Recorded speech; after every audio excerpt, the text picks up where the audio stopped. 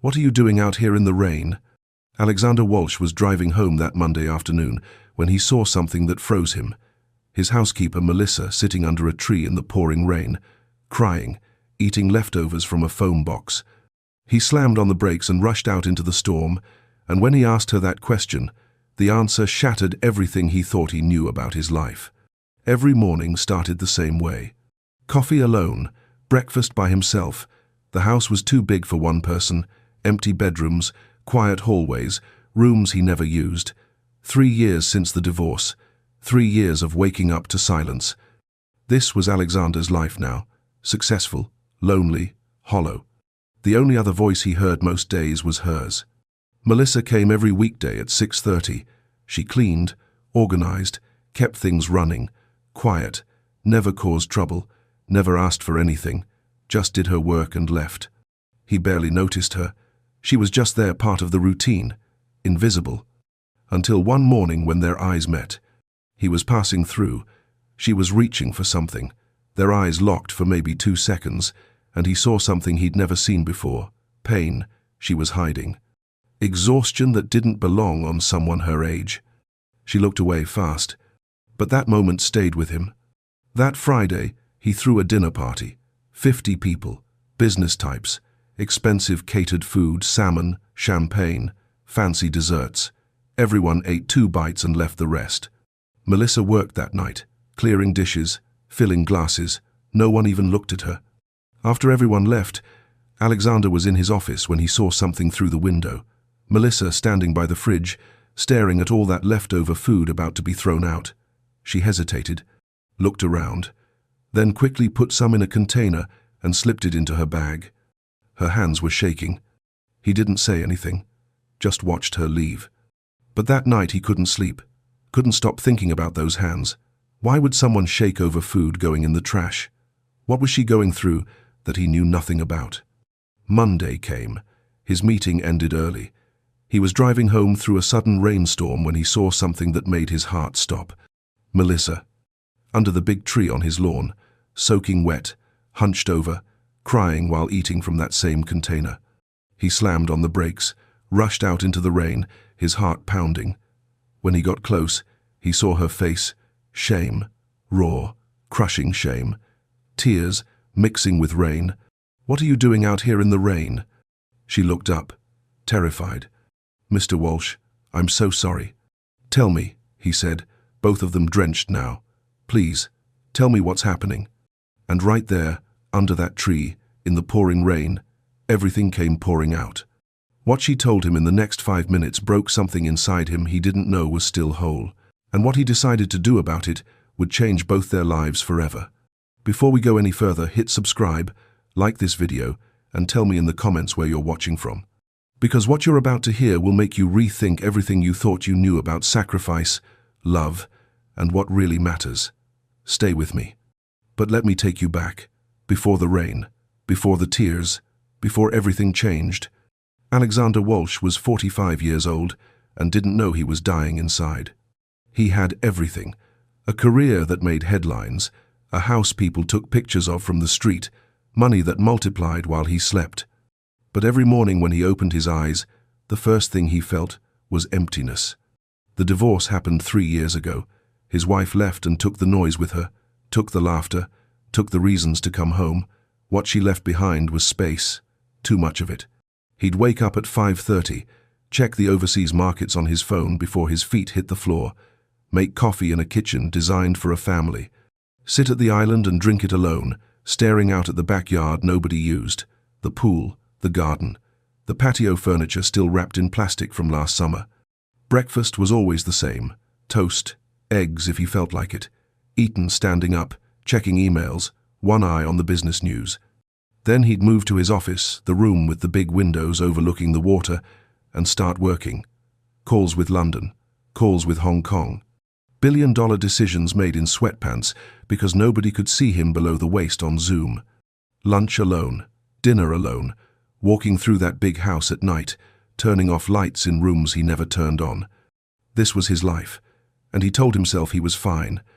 The only other person who saw the inside of that house was Melissa. She started working for him 2 years ago, Came through an agency, good references, reliable, showed up every weekday at 6:30 in the morning, rain or shine, did her job without drama. That's all he wanted. At first, he barely noticed her, just heard her moving around, vacuum running upstairs, water in the kitchen sink, the soft click of doors closing. She kept to herself. Didn't try to make conversation, didn't ask personal questions. Perfect. But over time, he started noticing things. The way she folded the kitchen towels in perfect thirds, how she always straightened the books on his shelf by height, even though he never asked her to. The care she took with everything, like it mattered. Like his house mattered, even though it was just a job to her. She was young, late 20s maybe, tired eyes but a strong face. She moved with purpose, never wasted time, never sat down, even on her break. Just worked straight through and left at 3 o'clock sharp. He noticed she wore the same uniform every day, blue, faded at the shoulders, clean but old. Noticed she never ate lunch there, even though he told her she could use the kitchen. Noticed she walked with her shoulders back, head up, proud, even though she was cleaning someone else's toilets. One morning, he was in the library looking for a file when she came in to dust. She didn't see him at first. He watched her run the cloth along the shelves, careful around the spines, gentle with the old books. Then she reached for something on the top shelf, had to stretch on her toes. He stepped forward without thinking. "Let me—" She turned. Their eyes met. For 2 seconds, maybe 3, they just looked at each other. And in that moment, Alexander saw something that made his chest tighten. Sadness. Deep, bone-tired sadness. She blinked, looked away. "Sorry, Mr. Walsh. I'll come back later." "No, it's fine. I was just—" But she was already leaving, dust cloth still in her hand. Alexander stood there alone in the library, heart beating a little faster than it should. He didn't know why, didn't know what that moment meant, but it stayed with him, long after she'd gone home for the day, long after he'd closed his laptop and walked through his empty house turning off lights. Something had shifted, something small, but something. He just didn't know yet how much that small thing would cost him, or save him. After that moment in the library, something changed. Alexander started noticing her more. Not on purpose, it just happened. He'd hear her in the next room and find himself listening, the sound of water running, cabinets opening and closing, her footsteps on the stairs light, quick, efficient. He started timing his coffee breaks differently, coming down to the kitchen when he knew she'd be there. Not to talk, just to be in the same space. She'd look up when he walked in. "Good morning, Mr. Walsh." "Morning, Melissa." That was it. That was all. But he noticed things. The cheap perfume she wore, floral, faint, like she was trying to make a little bottle last. The way she pulled her hair back with the same worn scrunchie every day. The small gold cross around her neck that she'd touch sometimes, like a habit. And he noticed her hands, always moving, always working, scrubbing, folding, polishing, never still. One morning, he saw her arranging fresh flowers in the entryway. She took her time with it, adjusting each stem, stepping back to look, adjusting again, like it was art, not just a chore. "They look nice," he said, passing by. She glanced at him, surprised he'd noticed. "Thank you, Mr. Walsh." He almost asked her name, her first name, but something stopped him, some invisible line he didn't know how to cross. That Friday, he hosted a benefit dinner, something his assistant had organized. 50 people, important people, the kind who wrote big checks and expected to be impressed. The caterers arrived at 4, set up in the dining room, trays of food that cost more than most people's rent. Melissa stayed to help her choice, extra hours. She moved between the kitchen and the dining room, carrying plates, refilling drinks, invisible to everyone there. Alexander watched her sometimes during the evening, saw how the guests looked through her, how they snapped fingers when they wanted something, how they left their plates on random surfaces like she existed just to pick up after them. She never complained, never showed frustration, just kept working. Around midnight, the last guest left. Alexander said his goodbyes, closed the door, and felt the exhaustion hit. These events always drained him, all that fake laughing, all those empty conversations. He went to his office for a late call. Tokyo investors. Numbers that meant nothing to him anymore. While he was talking, he glanced out the window, saw movement in the kitchen. Melissa was still there, standing by the fridge, staring at the leftovers. Mountains of food the guests had barely touched. Salmon, pasta, expensive desserts. All of it going in the trash tomorrow. She stood there for a long time, just looking. Then she glanced toward the doorway, checked if anyone was watching. Alexander should have looked away, should have given her privacy, but he didn't. She reached for a container, moved quickly, scooped food into it, closed the lid, put it in her bag. And her hands were shaking. Not just a little, trembling so hard she almost dropped the container. Alexander felt something twist in his chest, something uncomfortable, something that felt like shame, though he didn't know why. She zipped her bag, straightened her uniform, walked toward the back door, and he just sat there, watching her leave, saying nothing. But that night, lying in bed, he couldn't stop seeing those hands, couldn't stop wondering what kind of life required you to shake while taking garbage food. What was she so afraid of? What was happening outside these walls that he knew nothing about? The questions kept him awake until the sun came up, and he still didn't have answers. Monday morning came like every other Monday. Alexander had a meeting in Manhattan, merger talks, big money, the kind of deal that used to excite him. Now, it just felt like going through motions. The meeting ended early. The other side wasn't ready, needed more time to review numbers. Alexander didn't argue, just packed his briefcase and left. He got in his car around 1:30, started driving home, took the back roads through Connecticut, the scenic route, trees on both sides, quiet. He had the radio off, just driving, thinking about nothing. Then the sky opened up. 1 minute it was cloudy. The next, rain was hammering his windshield so hard he could barely see. Spring storm, the kind that comes out of nowhere and drowns everything. He slowed down, turned on the wipers, kept driving. When he pulled through his gate, he was thinking about changing clothes, maybe working from home the rest of the day. Nothing special, just another Monday. Then he saw her. His foot hit the brake so hard the car lurched. Melissa, on his lawn, under the big oak tree, sitting on the wet ground, hunched over something. What the hell? He threw the car in park, didn't think, just moved, opened the door and ran. Rain hit him like a wall, cold, heavy, soaking through his suit in seconds. His shoes sank into the grass. He didn't care. When he got closer, he saw what she was holding, that foam container, the one from Friday night. And she was crying, not quiet tears, full sobs, her whole body shaking with it. She didn't hear him coming, didn't see him, just sat there in the rain, eating, crying, like the world had finally broken her. Alexander's heart was pounding, not from running, from something else, something he couldn't name. He stopped a few feet away, rain pouring down on both of them. What are you doing out here in the rain? Her head snapped up, eyes wide, face streaked with tears and rain, and the look on her face, God, the look, pure terror, like a child caught stealing. Mr. Walsh, her voice broke, I'm so sorry I didn't. I shouldn't have. Melissa. He stepped closer. Tell me what's happening. I can't, She was shaking so hard she could barely hold the container. Please don't fire me. Please. I need this job. I'm not firing you. He knelt down in the wet grass. Eye level with her now, rain streaming down his face. Just talk to me, please.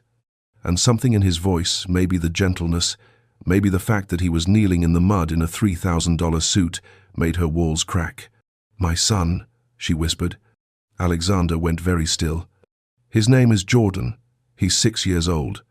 Her voice was barely audible over the rain. He has leukemia. The words hit him like a fist. The treatments, I can't afford them, even with insurance. I'm drowning in bills. I work 3 jobs, and it's not enough. It's never enough. Tears poured down her face. I take the train from Bridgeport every day, 2 hours each way. I'm so tired I can't think straight, and She looked down at the food in her hands. I steal your leftovers because if I don't, there's no money for his medicine. I hide because I'm so ashamed, because I know what this makes me. It makes you a mother, Alexander said quietly, fighting for her child. She looked at him, really looked at him, and something passed between them in that moment, something raw and real and completely unguarded. Alexander felt his chest tighten, felt something crack wide open inside him. All his money, his empty house, his comfortable life. What did any of it matter when this woman was choosing between food and her son's life? "I'm sorry," she whispered. "I'm so sorry." "Don't be," he said, and he meant it. They sat there in the rain. Two people who'd been living in the same space for 2 years without really seeing each other. Until now. They stayed there for a moment, both soaking wet, rain falling around them like the world had shrunk to just this tree, this grass, this truth between them. Alexander didn't know what to say. Every word that came to mind felt wrong, too small, too meaningless. "Finish eating," he finally said. "Please." She looked at him like he'd spoken a different language. "You're already wet. The food's already out. Just finish." She stared at the container in her hands. Then, slowly, she took another bite, and another. He watched her eat, watched the way she tried to stop crying and couldn't, watched the shame and relief fight on her face. When she was done, she closed the lid with shaking hands. "Let me drive you home," Alexander said. "No, Mr. Walsh. I can take the train." "Melissa." He stood up, held out his hand. "Please." She looked at his hand, hesitated, then took it. He pulled her up. Her hand was cold, small in his. They walked to his car in silence. He opened the passenger door for her. She got in carefully, like she was afraid of getting his leather seats wet. Too late for that, they were both dripping. He started the engine, turned the heat on high. "Where do you live?" "Bridgeport." Her voice was quiet. "I can give you directions." He drove. She sat with her hands in her lap, staring out the window. The rain was lighter now, steady but softer. "I'm sorry," she said after a while. "Stop apologizing. I never wanted you to know. I never wanted anyone to know." "Why?" He glanced at her. "Why carry it alone?" She didn't answer right away. When she did, her voice was barely audible. "Because asking for help feels like failing, and I can't fail. Jordan needs me to be strong." Alexander's throat tightened. He didn't know what to say to that. Didn't know how to tell her that strength wasn't the same as suffering alone. They drove through neighborhoods that got rougher as they went. Nice houses became small houses. Small houses became apartments. Trees disappeared. So did the space between buildings. "Turn left here," she said. He did. The street was narrow, cars parked on both sides, kids playing in the rain despite the weather, laundry hanging on balconies. "There," she pointed to a 3-story building. Faded blue paint, cracked steps, bars on the ground floor windows. Alexander pulled over, stared at the building. This was where she lived. This was where she went after cleaning his mansion, after folding his towels and dusting his books and making his world perfect. "Thank you," she said, "for the ride, for everything." She reached for the door handle. "Melissa." She paused, looked back at him. He wanted to say something, wanted to tell her he'd help, wanted to make promises, but the words stuck in his throat. Because what could he say that wouldn't sound like pity? What could he offer that wouldn't make her feel smaller? "Take care of yourself," he finally said. Something flickered in her eyes. Disappointment, maybe, or just exhaustion. "You too, Mr. Walsh." She got out, walked to the building, didn't look back. Alexander sat there watching her go, watched her climb those cracked steps, watched her disappear inside. Then he just sat there, engine running, rain tapping the windshield. He thought about his house, thought about all those empty rooms, thought about the wine cellar and the cars and the pool nobody swam in. Thought about a 6-year-old boy he'd never met, fighting for his life while his mother ate leftovers in the rain. And for the first time in 3 years, Alexander Walsh felt something besides emptiness. He felt shame and anger and something else, something that felt like waking up after a long, dark sleep. He put the car in drive, started heading back to Greenwich. But he knew something had changed, knew he couldn't go back to not knowing, couldn't go back to walking through that big house pretending everything was fine. Because it wasn't fine. Nothing was fine. And somehow, sitting in his car in the rain, Alexander realized that maybe, just maybe, that was exactly where he needed to start. Alexander drove home, changed out of his wetsuit, tried to work. Couldn't. He kept seeing her face, kept hearing her voice. My son. He's 6 years old. He has leukemia. He tried to focus on emails, on reports, on the numbers that usually made sense. Nothing stuck. Nothing mattered. Around 7, he gave up, closed his laptop, walked downstairs, made dinner he didn't eat, sat in his living room staring at nothing. That night, he barely slept, kept thinking about that building, those cracked steps, the bars on the windows, kept thinking about a little boy he'd never met, sick in some apartment while his mother worked 3 jobs. Tuesday morning, Alexander did something he'd never done before. He cancelled his meetings, all of them. His assistant sounded shocked. Everything okay, Mr. Walsh? Fine, just need the day. He got in his car, drove to Bridgeport. Didn't know why, didn't know what he was doing, just drove. He found her building again, parked across the street, sat there. What are you doing? He asked himself. This is crazy. But he didn't leave. Around 6 in the morning, the front door opened. Melissa came out, different clothes than her uniform, jeans, a jacket, hair pulled back. She was carrying a backpack and moving fast. She walked to the corner, caught a bus. Alexander followed. The bus took her to the train station. She got out, practically ran to the platform. The train pulled in. She got on, squeezed into a car packed with commuters. Alexander sat in his car and just watched. She did this every day, 2 hours each way, standing in packed trains, just to clean his house. He drove back to her neighborhood, waited. Around 8:30, the front door opened again. An elderly woman came out slowly, using a walker, and holding her hand was a little boy. Alexander's breath caught. He was small, thin, wearing a baseball cap, but Alexander could tell no hair underneath. He had a backpack almost as big as he was. The old woman, Melissa's mother, he guessed, walked him to the corner, waited with him until a school bus came. The boy climbed on, turned and waved. The old woman waved back, stood there until the bus disappeared. Then she went back inside, slow, tired, every step an effort. Alexander sat there in his car, feeling like he'd been punched in the stomach. This was her life. This was what she went home to every day. A sick child, an aging mother, buses and trains, and 3 jobs, and not enough money for medicine. And he'd been sitting in his mansion complaining about silence. He drove back to Greenwich, walked into his house. It felt different now, felt like a museum, cold, lifeless, full of things that meant nothing. He walked through room after room, counted the bedrooms, 7 bedrooms for 1 person. Walked past the garage, looked at his cars, 6 cars, for 1 person who barely drove. Went to the kitchen, opened the fridge. It was full, always full, more food than he could eat in a week, and he threw half of it away. While Melissa's son was fighting cancer, while she was eating leftovers in the rain, Alexander sat down at his kitchen island, put his head in his hands, and for the first time in years, maybe the first time since he was a child, he prayed. He didn't know if anyone was listening, didn't know if he even believed anymore, but he prayed anyway. Show me what to do, please, just show me what to do.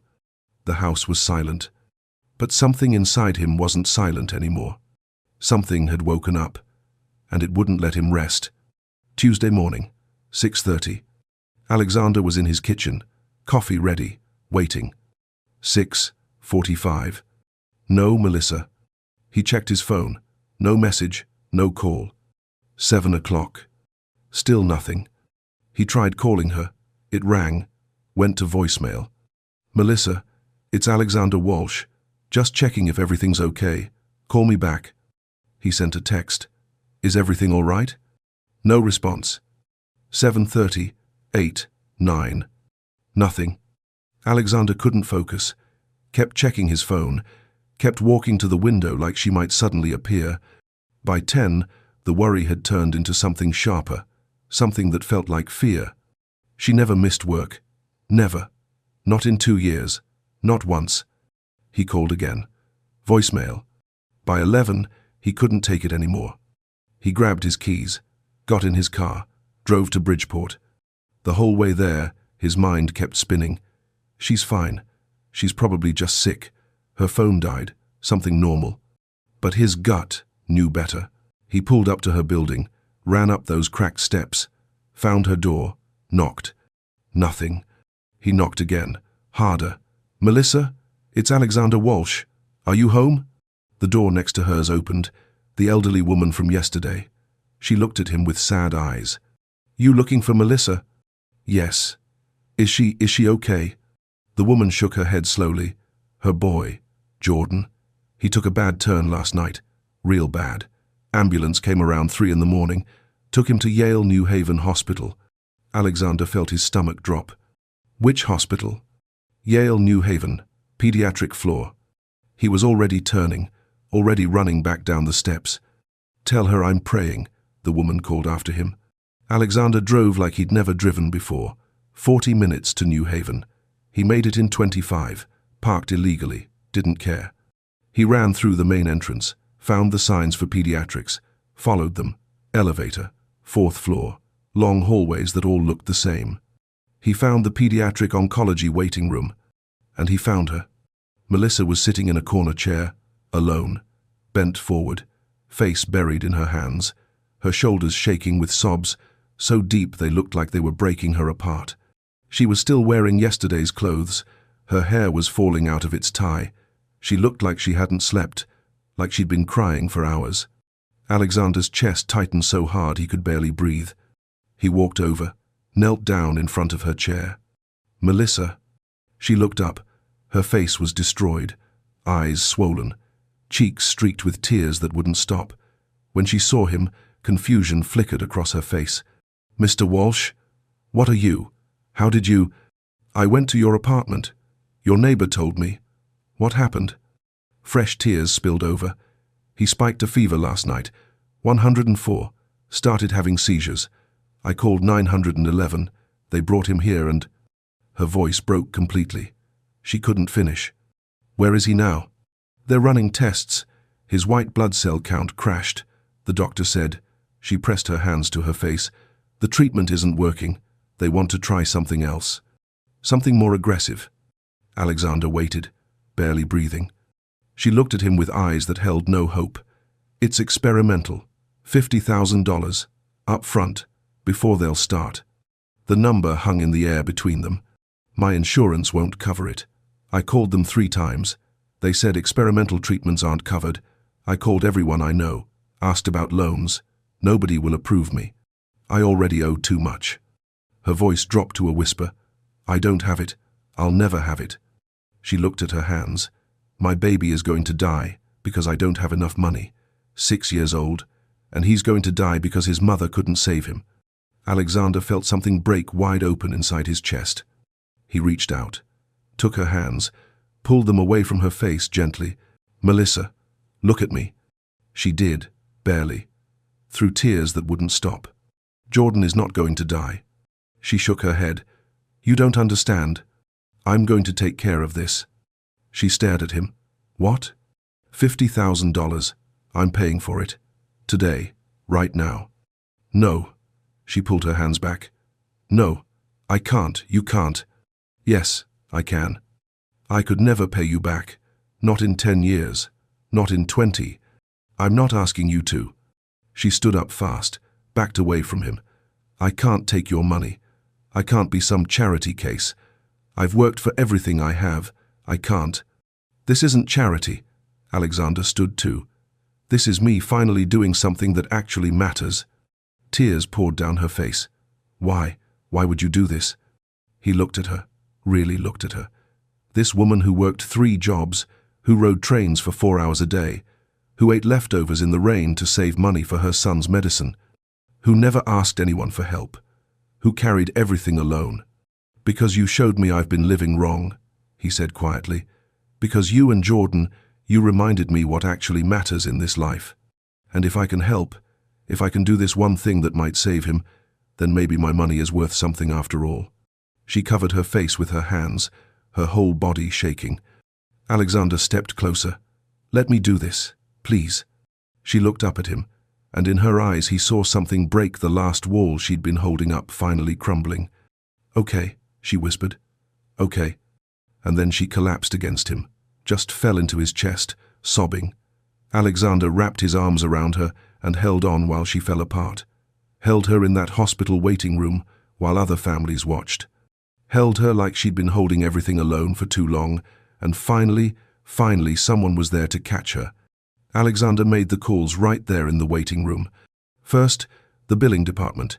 He gave them his information, his credit card, $50,000. The woman on the phone asked him to repeat the amount. $50,000, he said again, for Jordan Vance, pediatric oncology. Melissa stood a few feet away, arms wrapped around herself, watching like she couldn't believe what was happening. Next, he called Jordan's oncology team, authorized the treatment, told them to start as soon as they were ready. The doctor came down 20 minutes later, middle-aged woman with kind eyes and tired shoulders.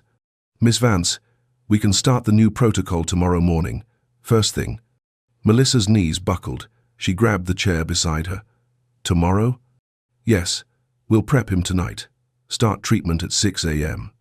Melissa pressed her hand to her mouth, nodded, couldn't speak. The doctor looked at Alexander, then back at Melissa. He's asking for you.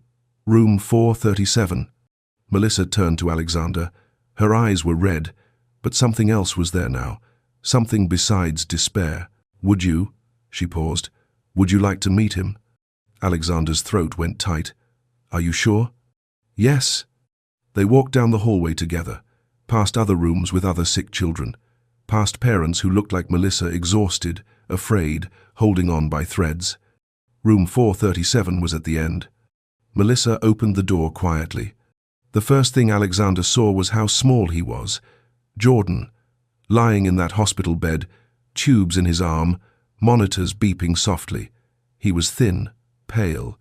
His head was covered with a baseball cap, but Alexander could see the outline, no hair underneath.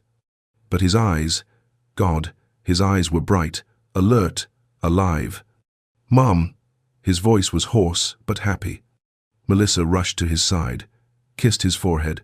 Hi, baby. How you feeling? Tired, but okay. Jordan's eyes moved past her to Alexander, curious. Who's that? Melissa looked back, smiled through tears. This is Mr. Walsh. He's a friend, a very good friend. Jordan studied Alexander, then smiled. Gap where his front tooth should be. Hi. Alexander stepped closer. His chest felt too full. Hi, Jordan. Do you like dinosaurs? The question was so innocent, so normal, like they were meeting at a playground instead of a cancer ward. Alexander smiled. I don't know much about them, but I'd like to learn. Jordan's face lit up. I can teach you. Did you know T-Rex couldn't actually roar? Scientists think they made sounds more like big birds. I didn't know that. Yeah, and pterodactyls weren't actually dinosaurs, they were flying reptiles. Different thing. Alexander pulled a chair close to the bed, sat down. Tell me more. And Jordan did. Talked about velociraptors and triceratops and his favorite, the brachiosaurus, because it was the tallest. Talked like he wasn't sick. Like tomorrow morning he wasn't starting a treatment that might save his life or might not work at all. He just talked about dinosaurs, with excitement in his voice and light in his eyes. Melissa stood beside the bed, one hand on Jordan's head, watching Alexander listen to her son.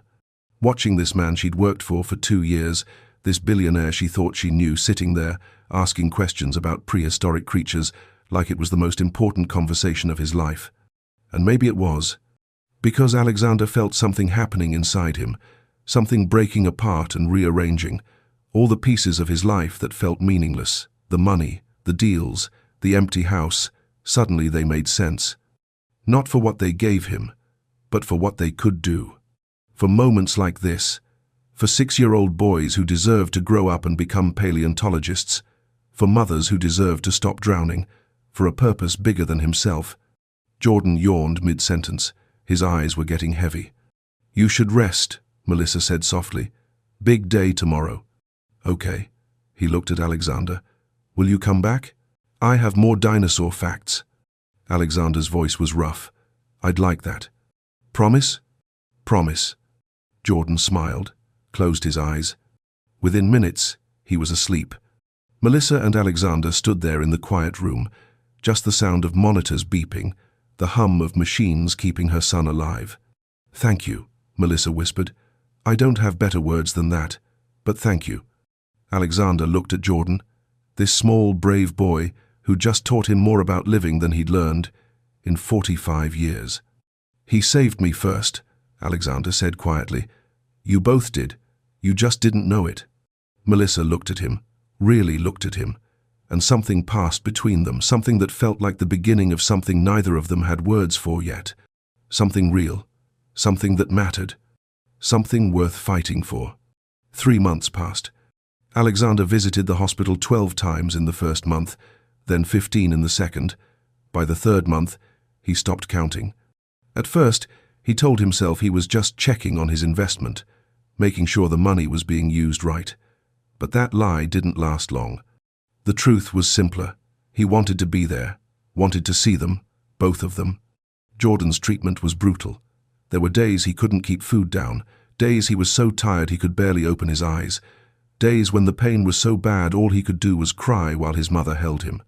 Alexander was there for some of those days, sat in the corner while Melissa stroked Jordan's head and sang to him, watched her be strong when her son needed her to be strong, watched her fall apart in the hallway after, when Jordan couldn't see.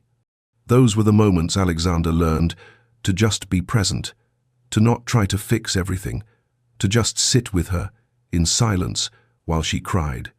But there were good days too, days when Jordan felt strong enough to play chess. He beat Alexander 4 times out of 5. "You're not very good at this," Jordan said once, moving his knight. Alexander laughed. "No, I'm really not. That's okay. Mom says nobody's good at everything. What are you good at?" Alexander thought about it. "I used to think I was good at making money. And now? Now I'm learning to be good at other things." Jordan looked at him seriously. 6 years old, but somehow older.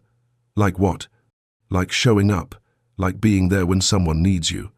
Jordan smiled. "That's better than money." Out of the mouths of children. The doctors were cautiously optimistic. Jordan's white blood cell counts were improving, slowly, but improving. The tumors were shrinking. Week by week, color came back to his cheeks. His appetite returned. He started asking when he could go back to school. Alexander brought things: books about dinosaurs, a tablet loaded with educational games, a stuffed triceratops that Jordan named Rex, even though it wasn't a T-Rex. "Doesn't matter," Jordan said. "Rex is a good name for any dinosaur." And somewhere in those 3 months, something shifted between Alexander and Melissa. It happened slowly, carefully, like 2 people learning a new language. She started calling him Alex instead of Mr. Walsh. He started asking about her day, her mother, how she was holding up. Small moments accumulated, their hands brushing when they both reached for Jordan's water cup, their eyes meeting over Jordan's sleeping form. Quiet conversations in the hallway during medication, changes. Other families started assuming Alexander was Jordan's father, Melissa's husband. Neither of them corrected it. One afternoon, rain drumming against the hospital window, Jordan fell asleep mid-sentence. The doctors said his numbers looked good, really good. Melissa walked Alexander to the elevator. She stopped, turned to him. "I need to tell you something." He waited. "Before all this, I was just surviving, working every hour, too tired to feel anything, too scared to hope for anything." Her voice was soft. "You didn't just save Jordan's life. You saved mine too." "Melissa." "No, let me finish." She looked at him with eyes that held something new, something vulnerable.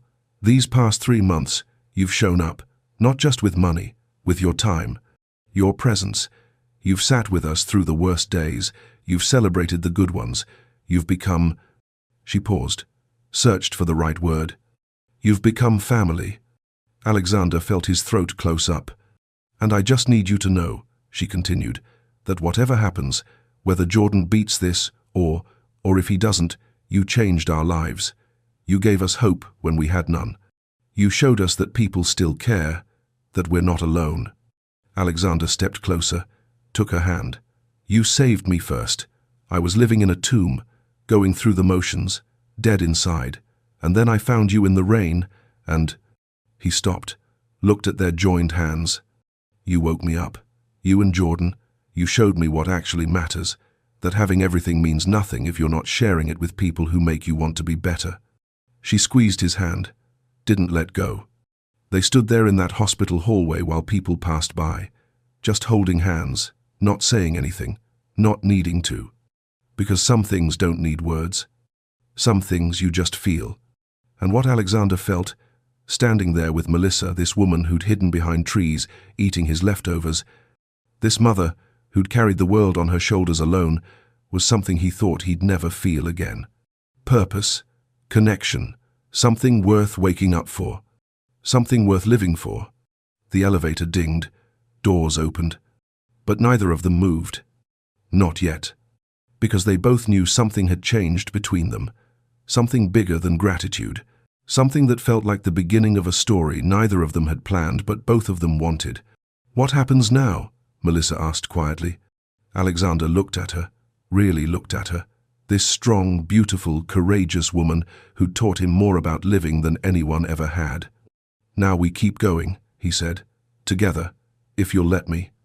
She smiled, a real smile, the first one he'd seen that reached her eyes. "I'd like that." And standing there in that hospital, with Jordan sleeping down the hall and hope finally starting to feel real, Alexander Walsh understood something he'd spent his whole life missing. That wealth isn't what you have. It's who you have. And for the first time in years, he was rich beyond measure. 6 months later, Jordan was in remission. The scans came back clear. His counts were normal. His hair was growing back dark, thick, with a cowlick that made Melissa laugh every time she tried to comb it. He was back in school, playing soccer on weekends, talking non-stop about wanting to be a paleontologist when he grew up. Maybe an astronaut too. He couldn't decide. He was 7 now, and he was alive. The doctors called it a miracle. Melissa called it answered prayer. Alexander just called it the best money he'd ever spent. But something else had happened in those 6 months, something neither of them had planned. Alexander had started the Jordan Foundation, a non-profit providing financial help to families facing pediatric cancer, grants for experimental treatments, money for medications, help with living expenses when parents couldn't work. And he'd asked Melissa to run it, not as a favor, as a job, a real one, with a salary that let her quit her other 2 jobs, with benefits, with a title that meant something. She'd said yes.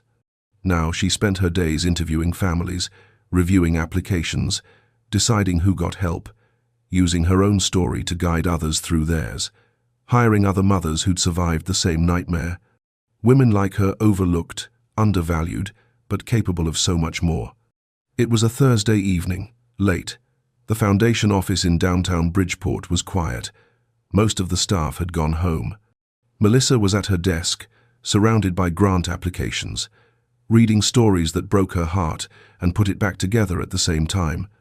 Alexander finished a call with donors and found her still working.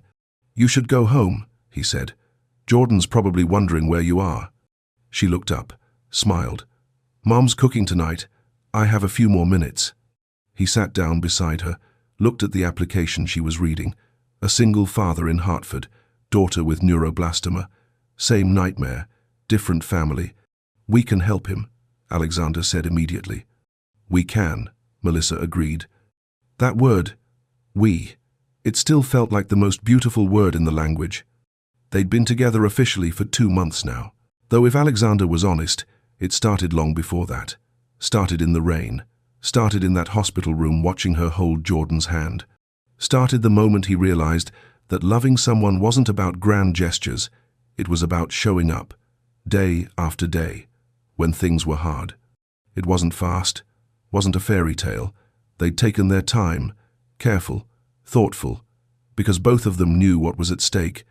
Jordan, the foundation, everything they were building.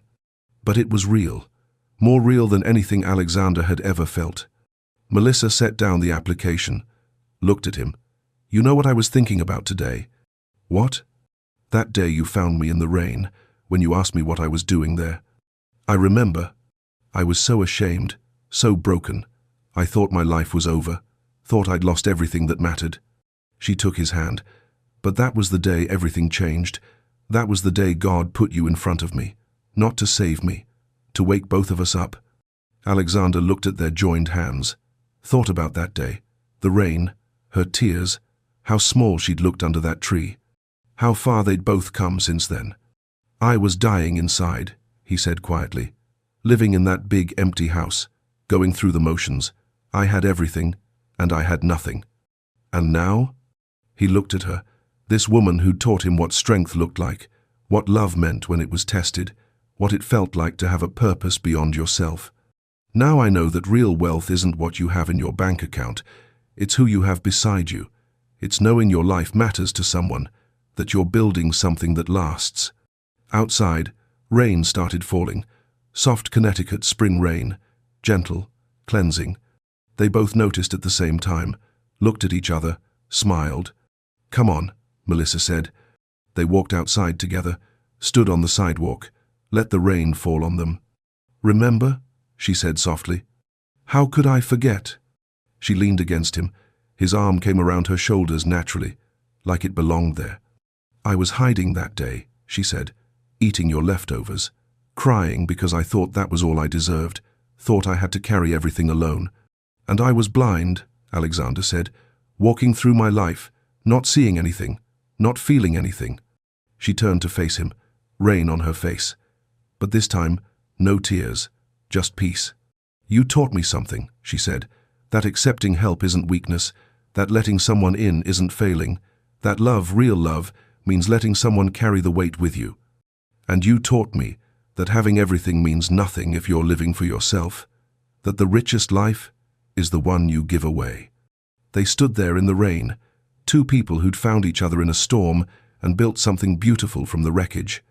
Jordan was at home with his grandmother, probably doing homework, probably talking about dinosaurs. Tomorrow morning, they'd approve grants for 6 more families. Next week, they'd testify at the state capitol about funding for pediatric cancer research. Next month, they'd open a second office.